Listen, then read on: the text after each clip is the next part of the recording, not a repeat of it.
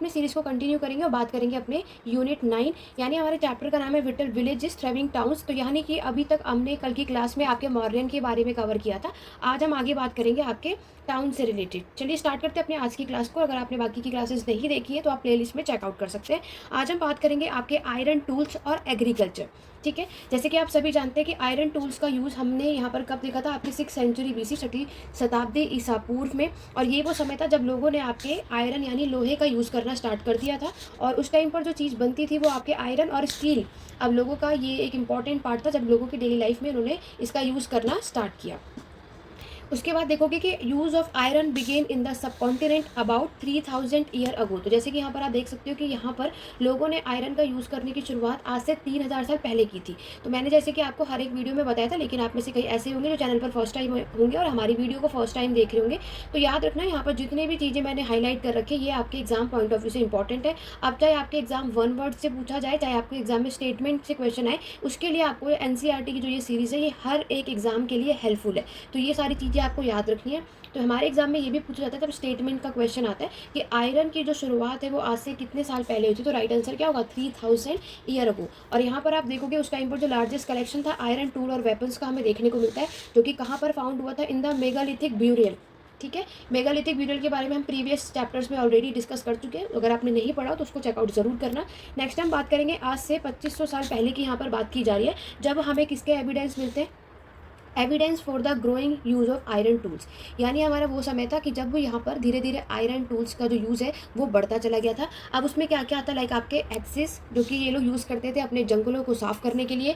Iron प्लोशेयर जो लोहे का जो हल हल आपको पता है ना किस लिए उपयोग किया जाता है, क्योंकि आपको पता है जब हमारे 6 सेंचुरी BC के टाइम पर हम देखते हैं कि हमारे आयरन्स का यूज़ किया गया था। मैंने आपको पहले भी बताया था कि आयरन का यूज़ किस पर्पज़ से किया जाता है। यहाँ पर इन्होंने आपके जंगलों को साफ करने के लिए, ताकि वो उसको फार्मिंग लैंड में कन्वर्ट किया था। ठीक है, the ploughshare was a useful for increasing agriculture production. मैंने आपको पहले ही बताया था कि यहाँ पर जो आपके आयरन के टूल्स का यूज़ किया जाता है वो आपके एग्रीकल्चर प्रोडक्शन को बढ़ाने में बहुत हेल्प करता है, क्योंकि आयरन टूल जो है वो आपके स्टोन टूल, कॉपर टूल या फिर ब्रोंज टूल के कंपैरिजन से कई गुना बेटर था। इसलिए यहाँ पे क्या होता है कि आयरन एज के समय पर जो प्रोडक्शन है वो अच्छा खासा इंक्रीज हुआ। नेक्स्ट अगर आप देखते हो तो यहाँ पर other step to increase production यानी इरिगेशन की बात हो रही है। आप भी यहाँ पर समझ सकते हैं कि यहाँ पर अगर खेती का काम किया जाता है तो ऑब्वियस है कि अगर हमें फर्टाइल लैंड, उपजाऊ भूमि चाहते हैं तो हम हमेशा नेचर पे डिपेंड नहीं हो सकते। उसके लिए आर्टिफिशियल वाटर का भी उपयोग किया जाता है। तो यहाँ पर बात की जा रही है कि नए नए टूल्स जो है द सिस्टम ऑफ ट्रांसप्लांटेशन, इसको बढ़ाया गया था। इरीगेशन यानी सिंचाई का भी यूज़ यहाँ पर किया गया। अब इरीगेशन जो है उस अगर हमें सिंचाई करनी है तो उसके लिए इन लोगों ने उस टाइम पर क्या क्या बिल्ड करवाया, आपके कैनाल्स, वेल्स, टैंक्स और आर्टिफिशियल लेक्स। ठीक है, ये सारी चीज़ें इरिगेशन से रिलेटेड आपको याद रखनी है, जो आपके एग्जाम पॉइंट ऑफ व्यू से इंपॉर्टेंट है। बाकी आपके जो ये सिकल, टोंग्स और एक्स जो आप फिगर में देख रहे हो उसके बारे में यहाँ पर बताया गया है। आगे बढ़ेंगे नेक्स्ट पैराग्राफ में। ये ओवरऑल हमारे पूरे इरिगेशन, सिंचाई के लिए यहाँ पर बात की जा रही है। इरिगेशन जो यहाँ पर construction of the irrigation work कौन कौन से होते थे वो सारी चीज़ें आपको बताई जा रही है। इसमें labour is provided by the people. जो यहाँ पर लेबर है वो कौन प्रोवाइड करता था, लोगों के द्वारा यहाँ पर लेबर्स को प्रोवाइड किया जाता था। Farmers also benefit because crop production is more certain. तो आपको पता है कि इसमें ज़्यादा जो बेनिफिट है किसानों को, आप देखते हो क्यों, क्योंकि क्रॉप प्रोडक्शन उस समय फसल उगाने का जो काम है वो कौन करते हैं, किसान ही करते हैं। नेक्स्ट जो पॉइंट है, farmer have to increase production to pay taxes. तो यहाँ पर क्या होता है कि जब हमारे जो किसान हैं, जब उनका प्रोडक्शन, उत्पादन बहुत अच्छा खासा बढ़ता है तो यहाँ पर उन्हें टैक्सेस भी पे करने पड़ते थे। King provide money and plan irrigation work. और यहाँ पर इरिगेशन के काम के लिए यहाँ पर जो राजा होता था वो आपके यहाँ पर मनी को प्रोवाइड करता था। क्लियर हुआ, आगे बढ़ेंगे। नेक्स्ट जो क्वेश्चन है, who lived in the villages. यहाँ पर अगर आप देखोगे कि विलेजेस में आखिरकार लोग कौन कौन से रहते थे, तो यहाँ पर बताया गया कि आपके 3 तरीके के लोग हमारे विलेजेस में रहते थे, चाहे वो आपका साउथ हो या फिर हमारे नॉर्दर्न पार्ट हो। देखो ये बहुत इंपॉर्टेंट है हर एक एग्जाम के लिए, चाहे आप UGC नेट दे रहे हो, UPSC दे रहे हो, सीटेट का एग्जाम दे रहे हो, अदर कोई भी एग्जाम दे रहे हो, तो आपको पता है कि सबसे पहले NCERT का सोर्स आपको स्टडी करने के लिए कहा जाता है। इसीलिए NCERT की ये बेसिक नॉलेज अगर आपको क्लियर होगी तब जाकर आप हिस्ट्री को और अच्छे से आगे जान पाएंगे। ये वाला जो पैराग्राफ है बहुत इंपॉर्टेंट है, यहाँ से कई बार आपके एग्जाम में क्वेश्चन पूछे जा चुके हैं। तो ये वाली जो चीज़ें मैंने हाईलाइट की वो मैंने नीचे मैंशन की है। यहाँ पर जो लार्ज लैंड ओनर हुआ करते थे उन्हें वेल्लार बुलाया जाता है। तो आपके एग्जाम में पूछा जाएगा कि जो टर्म वेल्लार है ये किसके लिए यूज़ किया गया, तो लार्ज लैंड ओनर के लिए। ठीक है, हमारे तमिल रीजन की यहाँ पर बात की जा रही है। नेक्स्ट है लैंडलेस लेबर जो होते थे या फिर जो आपके स्लेव्स होते थे, उन्हें कदाइसियार और अधिमाई के नाम से जाना जाता है। और ऑर्डिनरी जो प्लोशेयर है उसके लिए आपका उझावर। ये जो टर्म हमें याद रखना है कि किस के लिए कौन कौन से वर्ड का यूज़ किया गया है, ये चीज़ आपके इस पैराग्राफ में मेंशन है, जो कि मैंने आपके लिए ईजिली करने के लिए नीचे चीज़ें मेंशन कर दी है। आगे बढ़ेंगे, नेक्स्ट पैराग्राफ की बात करेंगे। नेक्स्ट पैराग्राफ में बताया गया है कि हमारे विलेज के जो नॉर्दर्न पार्ट है, यहाँ पर आप देखोगे विलेज हेडमैन भी आपको देखने को मिलते हैं, जिन्हें हम ग्राम भोजक के नाम से जानते हैं। तो पहली चीज़ आपको क्या रखनी है, जो विलेज का हेडमैन होता है, आपको पता है कि ग्राम जो है वो विलेज को ही कहा जाता है, और विलेज का जो हेडमैन होता है उसे ग्राम भोजक के नाम से जाना जाता है। इनकी जो पोस्ट होती है वो हेरिडिटी होती है, ठीक है। और ग्राम भोजक की अगर हम बात करें, अक्सर ये कौन होते थे, जो बड़े बड़े लैंड ओनर होते थे ना, वही विलेज हेडमैन इसी में से बना करते थे। और फिर ये लोग क्या करते थे, आपके स्लेव्स को, इनके पास स्लेव्स और ये वर्कर को हायर करते थे ताकि अपनी लैंड पर इसको काम करवा सके। ये सबसे ज़्यादा पावरफुल होते थे। The king often use him to collect taxes from the village. तो यहाँ पर हमारे राजाओं ने विलेज हेडमैन को इसीलिए रखा था ताकि ये क्या कर सके, आपके टैक्सेस कलेक्ट करके ला करके राजा को दे सके। He also function as a जज। तो ये बात किसकी की जा रही है, विलेज हेडमैन के बारे में सारी चीज़ें आपको बताई जा रही है। विलेज हेडमैन जो है ये आपके एक जज की तरह भी काम करते हैं, और कभी कहीं कहीं पर कभी आपके पुलिसमैन की तरह भी, ठीक है। नेक्स्ट है, अगर हमारे विलेज में ग्राम भोजिका यानी विलेज हेडमैन के अलावा और भी लोग रहा करते हैं, जैसे कि आपके इंडिपेंडेंट फार्मर, जिन्हें गृहपति के नाम से जाना जाता है, जो कि मैंने साइड में मेंशन कर दिया। और ज़्यादातर जो है हमें यहाँ पर स्मॉल लैंड ओनर्स भी आपको देखने को मिलते हैं, ठीक है। ऐसा बोला जाता है कि यहाँ पर जो मैन और वुमेन सच एज द दास कर्मकर, कौन होते थे, दास कर्मकर होते थे, जिनके पास खुद की भूमि, खुद की लैंड नहीं हुआ करती थी। ये लोग यहाँ पर दूसरों की फील्ड पे काम करते थे और पैसे कमाते थे। और इसके अलावा जो थर्ड कैटेगरी आपको देखने को मिलती है विलेज में, वो है आपके क्राफ्ट पर्सन, जिसमें आपके ब्लैक स्मिथ, पोर्टर्स, कारपेंटर और वीवर आपको देखने को मिलते हैं। क्लियर हो गया। चलिए आगे बढ़ेंगे नेक्स्ट बॉक्स की। तो मैं ऑलरेडी आपको कई बार बता चुकी, जो बॉक्सेज होते हैं हमारे एग्जाम पॉइंट ऑफ व्यू से बहुत इंपॉर्टेंट होते हैं, हमें स्किप नहीं करना है। यहाँ पर आपके तमिल की कंपोजिशन की बात की गई है। तो यहाँ पर आप देखोगे कि सबसे ज़्यादा जो हमें पता है कि तमिल में के जो यहाँ पर जो लिटरेचर साहित्य हम देखने को मिलता है, उसे हम संगम लिटरेचर के नाम से जानते हैं, जो आज से 2300 साल पहले कंपोज हुआ था, ठीक है। इस टेस्ट को क्या बोलते हो आप, संगम। क्यों, they were suppose to have been compose and compiled in assembly. क्या बोला जाता है कि यहाँ पर जो चीज़ें आपकी जो बुक्स हैं, जो टेस्ट है, जो कंपोज हुई थी, कंपाइल हुई थी, आपकी असेंबलीज में हुई थी, इसीलिए हम इसको संगम बोलते हैं। संगम पता है ना, ग्रुप में सबका संग मिल करके, इसीलिए तो ये चीज़ें आपको बताई गई। और ये जो असेंबली आपकी हेल्ड हुई थी, कौन से शहर में हुई थी, मदुराई, ठीक है। और यहाँ पर जो तमिल टर्म है, इसको संगम लिटरेचर के नाम से आप जानते हो। क्लियर हो गया, ये चीज़ें आपको याद रखनी है। नेक्स्ट जो हमारा पैराग्राफ है, ये भी बहुत इंपॉर्टेंट है, हमारे कई बार एग्जाम में पूछा जा चुका है आपके जातक स्टोरी के बारे में। तो याद रखना, जातक स्टोरी जो है, पहली बात तो ये आपका एक बुद्धिस्ट टेस्ट है। दूसरी बात, इसको कंपाइल किसने किया था, कंपोज्ड बाय कॉमन पीपल। किसके द्वारा ये लिखी गई थी, आम आदमियों के द्वारा ये लिखी गई थी। And then write down and preserve by Buddhist monk. और इसको लिखा और इसको प्रिजर्व किसने किया था, जो आपके बुद्धिस्ट के मॉन्क होते हैं ना, भिक्षु, उनके थ्रू आप ये चीज़ देखते हो। जातक स्टोरी में आपके बताया कि कैसे पुअर मैन जो है वो रिच होते हैं, अमीर होते हैं। ये सारी चीज़ें जातक स्टोरीज में मेंशन की गई। नेक्स्ट आपका एक बॉक्स है, इस बॉक्स में ये बताया था क्लेवर पुअर मैन। ये आप लोग खुद रीड आउट कर सकते हो, इसमें कुछ खास इंपॉर्टेंट है नहीं, हमारे एग्जाम में भी यहाँ से कुछ खास हमें देखने को नहीं मिलता है। तो ये चीज़ें आप खुद रीड आउट कर लेना। अब हम नेक्स्ट बात करते हैं। हमारे नेक्स्ट पैराग्राफ में बताया गया है कि हमारी जो स्क्रिप्चर्स होती है, जो मूर्ति होती है, carved scene depicting people live in town and villages, और साथ ही साथ फॉरेस्ट में। यानी हमारे जो स्क्रिप्चर्स है, इसको यूज़ किया गया था आपके डेकोरेट रेलिंग में, pillars and gateway of buildings that were visited by people. तो यहाँ पर लोग आते हैं, विजिट करते हैं और ये सारी चीज़ें देखते हैं। आज भी हम ये चीज़ें देखते हैं। कहीं पर भी आज आप कोई ऐसे मॉन्यूमेंट्स देखने जाते हो, तो ये हम देखते हैं कि यहाँ पर किस तरीके से, कितने फाइन डेकोरेशन या कितने अच्छे से यहाँ पर काम किया गया है, वो सारी चीज़ें हमें यहाँ पर देखने को मिलती है, ठीक है। नेक्स्ट पढ़ेंगे अपने नेक्स्ट स्लाइड पर। यहाँ पर आप एक इमेज देख सकते हो। आपके इमेज में देखने को मिल रहा है हमारे ये जो स्क्रिप्चर्स है, जो कि आपको सांची में देखने को मिलता है। और सांची आपको पता है, यहाँ पर हमें सांची का स्तूप देखने को मिलता है, जो कि आपके सांची कहाँ पर है, मध्य प्रदेश में। ऑलरेडी इसके बारे में हम कर चुके हैं। आगे बात करते हैं। यहाँ पर आप देखोगे कि यहाँ पर ज़्यादा से ज़्यादा जो हमारे शहर है वो डेवलप हुए थे आज से 2500 साल पहले। और यहाँ पर हमने ऑलरेडी महाजनपद को कवर कर दिया। 6th सेंचुरी BC का जो टाइम पीरियड है, इस टाइम का जो शहर है वो ज़्यादा से ज़्यादा मासिव फोर्टिफिकेशन वॉल। मैंने आपको पहले भी कई बार एक चीज़ बताई है कि इस टाइम हमारे एम्पायर बने, ठीक है, आपका साम्राज्य बना। और यहाँ पर मोनार्की राजतंत्र था। और इस समय जो राजा है वो अपने साम्राज्य का विस्तार करते हैं, उसके लिए एनिमी भी होंगे, उनके दुश्मन भी बनेंगे, जो उन पर अटैक भी कर सकते हैं। तो प्रोटेक्शन के लिए लोग क्या करते थे, दीवारें यानी वॉल भी बनवाते थे, ठीक है। नेक्स्ट पैराग्राफ में यहाँ पर आपको बताया गया कि archaeologist have found row of ports. यहाँ पर हमारे जो पुरातात्विक के जो लोग हैं उन्होंने जो आपके पोर्ट्स होते हैं ना उनकी पूरी एक रो देखी थी, ceramic rings arrange one on the top of other, ठीक है। सिरेमिक रिंग को इस तरीके से एक के ऊपर एक टॉप में अरेंज किया गया जिसको हम रिंग वेल के नाम से जानते हैं। ये सारी चीज़ें इन्होंने यहाँ पर बताई है। और साथ ही साथ इन्होंने बताया they seems to have been use as a toilet in some cases as drain and garbage dump. तो इसको इन पर्पज़ के लिए यूज़ किया जाता है, रिंग वेल्स को एग्जाम में पूछा जाता है, तो ये चीज़ें आपको याद रखनी है। नेक्स्ट अगर हम बात करते हैं, नेक्स्ट पैराग्राफ में हमें बताया गया कि यहाँ पर आपको कुछ पैलेसेस, महल, आपके जो मार्केट है और कुछ घर जो है आम आदमियों के, वो हमें यहाँ पर देखने को मिलते हैं। और वो किसके, लकड़ियों के बने हुए होते थे, मड ब्रिक्स के बने हुए होते थे, ताज के बने हुए होते थे। ये सारी चीज़ें हमें यहाँ पर देखने को मिलती है। आगे बढ़ेंगे, नेक्स्ट पैराग्राफ में बताया गया कि इस टाइम पर क्या है, हमारे कुछ अकाउंटेंट, जैसे कि आपको पता है कि शहरों में ट्रैवलर भी यहाँ पर घूमने के लिए विजिट करने आते थे। तो यहाँ पर आपके एक पहले ग्रीक के एक सेलर थे, इन्होंने डिस्क्राइब किया था कि यहाँ पर all the ports he visited. तो यहाँ पर जितने भी आपके बंदरगाह हैं, जो पोर्ट्स होते थे, इन्होंने यहाँ पर आपके क्या किया, विजिट किया।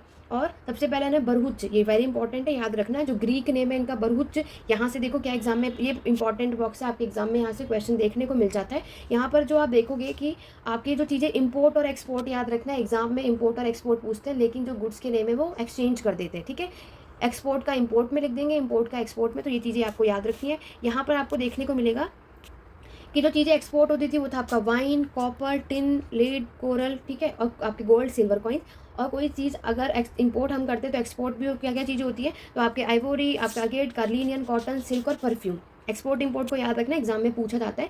और स्पेशल गिफ्ट भी यहाँ पर व्यापारियों को दिया जाता था, जो राजा देते थे, और जिसमें आपके सिल्वर के वेसल्स, यहाँ पर सिंगिंग बॉयज़, ब्यूटीफुल वुमेन, आपके वाइन्स और क्लोथ, ये सारी चीज़ें आप देखोगे, ठीक है। तो ग्रीक नेम है, यहाँ पर लैटिन भी हो सकता है, पर्शियन भी हो सकता है। तो याद रखना कि ये आपका एक ग्रीक नेम हमें यहाँ पर देखने को मिलता है। क्या चीज़ इंपोर्ट होती थी, क्या चीज़ एक्सपोर्ट होती थी, ये हमारे एग्जाम पॉइंट ऑफ व्यू से इंपॉर्टेंट है। नेक्स्ट पैराग्राफ में कॉइन से रिलेटेड बात करेंगे, जो कि आप सभी को पता है, very important paragraph for all exam, ठीक है। तो यहाँ पर अगर हम बात करें, आपको पता है सबसे पहला जो हमारा कॉइन आया था वो था आपका पंचमार्क कॉइन। तो पंचमार्क कॉइन आपको देखने को मिलता है, जो कि आपके रेक्टेंगुलर, स्क्वायर और राउंड, ये तीनों ही शेप में हमें पंचमार्क कॉइन देखने को मिलता है। हमारे एग्जाम में ये पूछा जाता है कि, और यहाँ पर लिख देंगे सिर्फ rectangular and square shape only. तो याद रखना, कभी भी हमारे एग्जाम में कोई भी क्वेश्चन आए और जो स्टेटमेंट में ओनली वर्ड मेंशन होगा, वो स्टेटमेंट कभी सही होता ही नहीं है, ठीक है। तो याद रखना, पंचमार्क कॉइन जो आपको देखने को मिलता है रेक्टेंगुलर, स्क्वायर और आपके राउंड शेप में होता है, either cut out of metal sheet and made of a flattened metal group. याद रखना पहली चीज़ क्या, ये जो कॉइन है, ये जो सिक्के, इसको इंस्क्राइब नहीं किया गया था, इसको एज अ स्टैम्प यूज़ किया जाता था सिंबल के साथ, ठीक है। ये चीज़ याद रखिए, इसलिए इसको हम पंचमार्क कॉइन इसीलिए कहते हैं। याद रखना, कमेंट करके सभी बताओगे ये जो पंचमार्क कॉइन है ये किससे बने हुए होते थे, दो चीज़ों से मिला करके बनते थे। सभी लोग कमेंट करके बताएंगे कि पंचमार्क कॉइन जो है वो कौन से दो चीज़ों से मिलकर ये कॉइन बनता था, ठीक है। तो कॉइन यानी सिक्कों की बात करें, wealth is measured in terms of coin. तो किसके पास कितना पैसा है वो हम उनके कैसे मेजर किया जाता था पहले के टाइम पर। तो जब तक कॉइन्स नहीं था, तो जिसके पास जितनी लैंड होती थी, ठीक है, या फिर आपके टूल्स होते थे, मेटल्स होते थे। लेकिन अब क्या है कि कॉइन्स है, तो कॉइन्स को आपके वेल्थ के थ्रू यहाँ पर इसको मेजर किया जाता है। और अर्लीस्ट कॉइन जो है आपके यूज़ किया गया था अबाउट 500 ईयर्स, जिसको हम पंचमार्क कॉइन कहते हैं, जो कि आप स्क्रीन पर यहाँ पर देख सकते हो, ठीक है। अब यहाँ पर ये इंपॉर्टेंट बॉक्स ये भी है हमारे एग्जाम के लिए। अगर हम बात करें, यहाँ पर कुछ और भी एक्सचेंज हमें देखने को मिलता है। संगम कलेक्शन में बताया गया है कि वाइट पैडी आपके लैंड से ली जाती है, सॉल्ट आपको देखने को मिलेगा, लॉन्ग रोड्स जो लोग ट्रेड करते थे वो कार्ड्स होती थी, ठीक है, आपने कार्ड्स देखी होंगी ना, sand white as moon light, ठीक है, सॉल्ट मर्चेंट, ये सारा डिस्पैचर हम यहाँ पर देखने को मिलता है। नेक्स्ट हम बात करेंगे, नेक्स्ट पैराग्राफ है सिटी विद मैनी फंक्शन। तो यहाँ पे कुछ इंपॉर्टेंट शहर आपको देखने को मिलेंगे, और शहर है तो उसके कुछ काम भी होगा। ये जो पूरा स्टेटमेंट, यानी ये जो पूरा अभी हम ये पूरा पैराग्राफ जो हम यहाँ पर स्टडी करने वाले हैं, इसको ये पूरे के पूरे मथुरा के ऊपर है। इसमें आपके मथुरा से रिलेटेड सारी चीज़ें बताइए। आइए चले जानते हैं कि मथुरा से रिलेटेड क्या क्या बातें बताई गई हैं। पहली इंपॉर्टेंट चीज़ बताइए कि मथुरा जो एक इंपॉर्टेंट सेटलमेंट रहा है आज से कितने, मोर देन 2500 ईयर्स, 2500 साल से ज़्यादातर आपको ये मथुरा जो एक इंपॉर्टेंट सेटलमेंट देखने को मिलता है। अब बात करते हैं, अगर इन्होंने इसको एक इंपॉर्टेंट सेटलमेंट कहा है तो उसके पीछे का कारण होगा। तो ये आपके कहाँ पर लोकेटेड था, cross road of 2 major route of traveller and trade. तो ये आपके north west to the east and from north से साउथ तक, ठीक है। तो ये इंपॉर्टेंट है कि ये आपसे डायरेक्शन पूछेंगे, नॉर्थ वेस्ट की जगह नॉर्थ ईस्ट मेंशन कर देंगे तो वो गलत हो जाता है स्टेटमेंट, आपको याद रखना है। आपके नॉर्थ वेस्ट से लेकर ईस्ट तक और आपके नॉर्थ से लेकर साउथ तक। दूसरी चीज़, मथुरा में फोर्टिफिकेशन आपको पूरे शहर में देखने को मिलता है, और फार्मर्स और हर्डर्स भी यहाँ पर रहते हैं, ठीक है। मथुरा की अगर हम बात करें, also a centre where some extremely fine scriptures, जहाँ पर आपको कुछ से फाइन मूर्तियाँ भी देखने को मिलती है, ठीक है। नेक्स्ट अगर आप देखोगे तो यहाँ पर आपके बताया गया है कि मथुरा में आज से कितने 2000 साल पहले इसकी जो सेकंड जो मथुरा है, आपको सभी को पता है कुषाण की सेकंड कैपिटल है। हमने कई बार पढ़ा है, तो मथुरा में हमने क्या देखा कि मथुरा जो है वो कुषाण डायनेस्टी की दूसरी राजधानी है। और मथुरा के बारे में was also a religious centre, और ये क्या है, हमारा एक रिलीजियस धार्मिक केंद्र भी माना जाता है। यहाँ पर आपको बुद्धिस्ट की मोनास्ट्री, जैनिज्म के shrine, and it was an important centre for the worship of Krishna. कोई डाउट नहीं है, मथुरा के बारे में आप सभी ने बहुत अच्छे तरीके से देखा हुआ है आज के टाइम पर भी। तो यहाँ पर आप सभी जानते हो कि यहाँ पर कृष्ण गॉड की वर्शिप यानी पूजा की जाती है। कुछ इंस्क्रिप्शन आपके अभिलेख भी यहाँ पर देखने को मिलते हैं, जो कि आपके स्टोन स्लैब्स पर, आपके स्टैचूज पर, और ये सारी चीज़ें कहाँ फाउंड हुई, मथुरा से। तो मथुरा से रिलेटेड आपको ये सारे फैक्ट याद रखने अपने एग्जाम पॉइंट ऑफ व्यू से। नेक्स्ट हम बात करेंगे जनरली यहाँ पर आपको कुछ छोटे से शॉर्ट इंस्क्रिप्शन भी देखने को मिलते हैं, और यहाँ पर आपके किंग, क्वीन, ऑफिसर्स, मर्चेंट, आपके क्राफ्ट पर्सन भी मथुरा में रहा करते थे। इंस्क्रिप्शन से जो कि आपके मथुरा में मिला है उसमें मेंशन हुआ है कि goldsmith, blacksmith, weavers, basket maker, garland maker, perfumer, ये सारे लोग भी आपके मथुरा में रहा करते थे। ये सारी चीज़ें यहाँ पर बताई गई हैं। तो ओवरऑल हमारा जो ये पूरा पैराग्राफ था ये मथुरा से रिलेटेड था, और आपके एग्जाम में मथुरा से रिलेटेड आपके स्टेटमेंट, वन वर्ड, किसी भी तरीके से क्वेश्चन पूछे जाते हैं, तो ये सारी चीज़ें आपको करनी है। नेक्स्ट हम बात करेंगे क्राफ्ट एंड क्राफ्ट पर्सन के बारे में, ठीक है। तो अगर आप देखोगे तो हम ऑलरेडी पढ़ चुके हैं कि हमें इस टाइम पर एकदम फाइन पोइट्री भी देखने को मिलती है, जिसको आप नॉर्दर्न ब्लैक पॉलिश वेयर कहते हो। ये भी आपके कब हमें देखने को मिलती है, 6th सेंचुरी BC का ही टाइम है। और यहाँ पर इसको कहाँ पर फाउंड किया गया था, आपके नॉर्दर्न पार्ट में, ठीक है। और यहाँ पर आपके जो कपड़े हैं, जो क्लोथ है, वो मैन्युफैक्चरिंग होती थी, बहुत इंपॉर्टेंट चीज़ थी। इसका जो फेमस सेंटर माना जाता है क्लोथ की मैन्युफैक्चरिंग का, वो आपका है वाराणसी, जो कि नॉर्थ में है, मदुराई आपके साउथ में है, और इसमें मैन और वुमेन दोनों ही काम करते थे, ठीक है। तो वाराणसी नॉर्थ में, मदुराई साउथ में, जहाँ पर आपके क्लोथ की मैन्युफैक्चरिंग का काम हुआ करता था। और नेक्स्ट आगे बढ़ने से पहले हम ये बॉक्स देखेंगे, आपका NBPW ये कैसा होता था, ये भी आपके एग्जाम में पूछा जाता है, यह हार्ड होता है।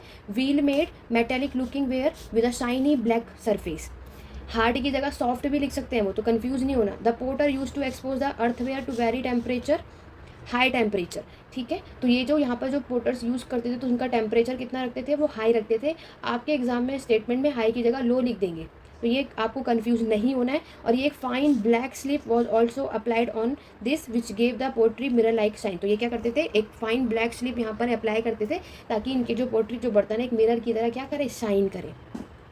तो ये स्टेटमेंट भी हमारे एग्जाम पॉइंट ऑफ व्यू से इंपॉर्टेंट है, कई बार यहाँ से आपको चीज़ें देखने को मिल जाती है। नेक्स्ट जो ये भी बहुत इंपॉर्टेंट है, श्रेणी पूछा जाता है। तो श्रेणी कौन होते हैं, आपके मर्चेंट व्यापारियों का ऑर्गेनाइजेशन, उनका एसोसिएशन को हम श्रेणी कहते हैं।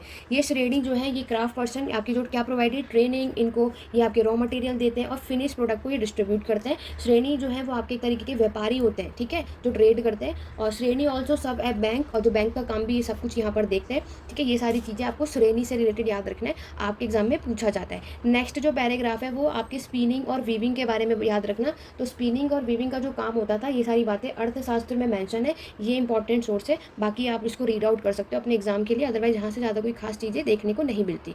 अब जो इंपॉर्टेंट है वो है आपका अरिकामेडु। ये इंपॉर्टेंट पैराग्राफ है हमारे एग्जाम पॉइंट ऑफ व्यू से। अरिकामेडु पहली चीज़ याद रखना, ये आपके पुडुचेरी में, ठीक है। और यहाँ से इनका जो टाइम पीरियड है आपके 2200 से 1900 साल पहले की बात है। हमारी अरिकामेडु जो है ये एक आपका कोस्टल सेटलमेंट है, जहाँ पर जो सिर्फ जो जहाज होते हैं उनको अनलोडेड किया जाता है गुड्स से, ताकि ये क्या करें, आपके डिस्टेंस यानी हर जो दूर दूर ये लोग व्यापार करते थे ना, उससे सारे सामानों से लोड किया जाता था। अब massive brick structure which may have been a warehouse was found at this south. यहाँ पर याद रखना, इसमें आपके pottery from the Mediterranean region such as, आपके ये देखो आपसे एग्जाम में कई बार पूछा जाता है और कई बार आ भी चुका है। एम्ब्रॉयडरी क्या होता है, तो ये आपके एक तरीके के बर्तन होते हैं, पोट्री होता है, याद रखना। दूसरी चीज़ आपको क्या याद रखनी है कि ये एक टॉल डबल हैंडल जार होता है। क्या होता है आपका, डबल हैंडल जार, जो यहाँ पर मेंशन है, कई बार एग्जाम में आ चुका है। That contain liquid such as wine and oil. तो उसमें आप देखोगे कि ये लोग क्या इसमें रखते थे, आपके वाइन और ऑयल को इसमें रखा जाता था। And stamp red glace poetry, जिसको हम एरेटाइन वेयर भी कहते हैं। तो एरेटाइन वेयर पूछा जाए तो याद रखना कि यहाँ पर क्या बोला जाता है, उस पर स्टैम्प किया जाता है रेड ग्लेस पोइट्री से, जिसको हम एरेटाइन वेयर कहते हैं, जिसको इटली में इस नाम से बुलाया जाता है। ये भी आपसे पूछा जाएगा कि इसको किस नाम से, कौन से शहर में इसको इस नाम से बुलाया जाता है, ठीक है। आप लोगों को बहुत सारी चीज़ें यहाँ पर देखने को मिली, और ये इंपॉर्टेंट पैराग्राफ है, याद रखना आपके एग्जाम के लिए। पोट्री जो है, जो बर्तन आप देखते हो, which was made locally through दो रोमन डिज़ाइन वर यूज्ड, यहाँ पर जो इन लोगों ने जो डिज़ाइन यूज़ करे थे वो रोमन साम्राज्य के बने हुए थे, वहाँ के लोग इसका ऐसे इस तरीके का यूज़ किया करते थे। और बोला जाता है कि हमारे जो रोमन हैं, रोमन के लैम्प, ग्लासवेयर, उनके gems have also been found at this site. तो ये सारी चीज़ें आपको यहाँ पर देखने को मिलती हैं। आगे बात करेंगे नेक्स्ट चीज़ में, हमें नेक्स्ट में यहाँ पर ये बताया जा रहा है कि हमें कुछ छोटे छोटे स्मॉल टैंक्स भी फाउंड हुए थे, ठीक है। यहाँ पर ये इसको किस पर्पज़ से करते थे, अपने कपड़ों को डाई कलर करने के लिए। और beads from semi precious stone and glass, जो यहाँ पर आपको हमें कुछ बीड्स के भी एविडेंस देखने को मिलते हैं जो कि आपके सेमी प्रीशियस स्टोन और ग्लास के बने हुए होते थे। यहाँ पर आप देख सकते हो कि हमें तमिल ब्राह्मी इंस्क्रिप्शन देखने को मिला है और कुछ आपके पोट्री के पीसेस भी देखने को मिले हमारे इंस्क्रिप्शन में। और ये ब्राह्मी स्क्रिप्ट है which was use to write in Tamil language. Brahmi script और तमिल, ये चीज़ आपको इसमें बताई जा रही है। नेक्स्ट जो एक बॉक्स बना, देखो हमारे हर एक चैप्टर के लास्ट में इन्होंने क्या करा है कि आपको अभी जो वैसे तो हम पूरी जो भी चीज़ें मैं आपको पढ़ा रही हूँ वो एंशेंट इंडियन हिस्ट्री है, लेकिन आपके इस पूरे चैप्टर के जो बॉक्स में एल्सवेयर जो हम चीज़ें कवर करते हैं ना, आप नोटिस करो कि ये उसमें क्या बता रहे हैं, एंशेंट का वर्ल्ड हिस्ट्री। ओवरऑल हम इस पूरी क्लास में यानी क्लास 6 की हिस्ट्री में आप एंशेंट का वर्ल्ड हिस्ट्री के साथ साथ इंडियन हिस्ट्री को भी कवर कर रहे हो। वर्ल्ड हिस्ट्री के जो टॉपिक है आप देखोगे वो सब कुछ हमारे हर एक चैप्टर के जो एल्सवेयर जो आपको दे रखा है इसमें बताया जा रहा है। और आज की क्लास का जो टॉपिक है वो है रोम, यानी रोमन साम्राज्य, पर्शियन, ग्रीक, मेसोपोटामिया, इजिप्ट, ये सब मैं आपको ऑलरेडी प्रीवियस वीडियोस में करवा चुकी हूँ। रोम की बात की गई है, बताया जा रहा है कि रोम जो है वो एक पुराना शहर है यूरोप का और ये डेवलप हुआ था आपके इसी टाइम पर, कहाँ पर, गंगा वैली में। और Rome was the capital one of the largest empire. और इन्होंने यहाँ पर इनका कहने का क्या मतलब है, देखो रोम आपका एक ना इटली से निकला हुआ शहर है और ये इसने रोम ने अपना इतना ज़्यादा अच्छा खासा विस्तार किया कि ये रोम से रोमन एम्पायर बन जाता है, ये चीज़ यहाँ बताई जा रही है। और जब ये रोमन एम्पायर बना तो अगस्तस इसके पहले राजा बने। रोमन एम्पायर की कौन बने, आपके अगस्तस जो है ये सबसे पहले रूलर बनते हैं। और ये जो धीरे धीरे रोम इन्होंने अपना जो साम्राज्य है यूरोप में, नॉर्थ अफ्रीका, वेस्ट एशिया यहाँ तक फैलाया। अगस्तस आपके सबसे इंपॉर्टेंट एम्परर है जिन्होंने आपके 2000 साल आज से इतने साल पहले यहाँ पर रूल किया था। रोम आ सिटी ऑफ ब्रिक्स, क्या बोला जाता है कि जो रोम है ये आपके एक ईंटों का शहर माना जाता है। And made it into a city of marble, और जहाँ शहर बने उसे किससे बने हुए होते थे, मार्बल। और यहाँ पर आपको टेम्पल भी देखने को मिलते हैं, पैलेसेस भी देखने को मिलते हैं। मोनार्की सिस्टम जब यहाँ पर आपकी शुरू होती है तब। फिर है आपका यहाँ पर बताया गया है कि ये सारी बातें, तो ये इंपॉर्टेंट जो चीज़ें थी हमारे एग्जाम के लिए रोम से रिलेटेड, ये चीज़ें आपको याद रखनी है, ठीक है। चलिए आगे बढ़े। देखो यहाँ पर ये जो आप फिगर में देख रहे हो ना, ये आपका ह्यूज एक्वेडक्ट, तो ये चैनल होता है to supply water, were build to bring water to the city, ठीक है। तो ये भी एग्जाम में पूछा जाएगा वर्ड। तो ये नहाने के लिए, ये आपका फाउंटेन एज अ टॉयलेट, ये चीज़ यूज़ की जाती है। हर एक चैप्टर के लास्ट में मैंने आपको बताया कुछ सब इंपॉर्टेंट डेट्स दे रखी है जो कि आपको याद रखनी है। यहाँ पर आपको बताना है कि हमारे आयरन की यूज़ की शुरुआत आज से 3000 साल पहले हुई थी। दूसरा जो है कि यहाँ पर आपके आयरन का यूज़ जब इंट्रोडक्शन आपको देखने को मिला, पंचमा कॉइन का यूज़ हुआ आज से 2500 साल पहले। संगम लिटरेचर, संगम साहित्य को कंपाइल किया गया, कंपोज किया गया आज से 2300 साल पहले। और अरिका माइडू जो मैंने आपको सेटलमेंट बताया था, ये आज से 2200 से लेकर के 1900 साल पहले। देखो यह मेरी पूरी कोशिश है इंग्लिश में आपको सारी चीज़ें यहाँ पर नजर आए, लेकिन मैंने एक्सप्लेन हिंदी में प्रॉपर तरीके से किया ताकि यहाँ पर आप में से कोई हिंदी मीडियम का स्टूडेंट हो तो उन्हें किसी भी तरीके की कोई भी प्रॉब्लम ना है। इसलिए मेरी पूरी कोशिश थी कि आपको इंग्लिश के साथ साथ हिंदी में भी प्रॉपर तरीके से ये पूरा चैप्टर जो कॉन्सेप्ट में आपको क्लियर कर सकूँ। आशा करती हूँ कि आज की वीडियो आपको पसंद आई होगी। कमेंट करके ज़रूर बताना कि आज की क्लास का जो टॉपिक था ये सारी चीज़ें आपको क्लियर हुई या फिर नहीं हुई। और कोई डाउट या क्वेरी तो आप कमेंट के थ्रू पूछ सकते हैं। नेक्स्ट जो हम बात करेंगे, नेक्स्ट या आज की क्लास में बस इतना ही। नेक्स्ट क्लास में हम आपके क्लास 10 के बारे में कवर करेंगे, इसलिए अगर चैनल पर फर्स्ट टाइम आए चैनल सब्सक्राइब कर लो और हमारी इस NCERT की सीरीज़ में ज़रूर जुड़िए। तो चलिए सुनना, आज की क्लास में बस इतना ही। मिलते हैं अपने नेक्स्ट वीडियो में। Thank you for watching.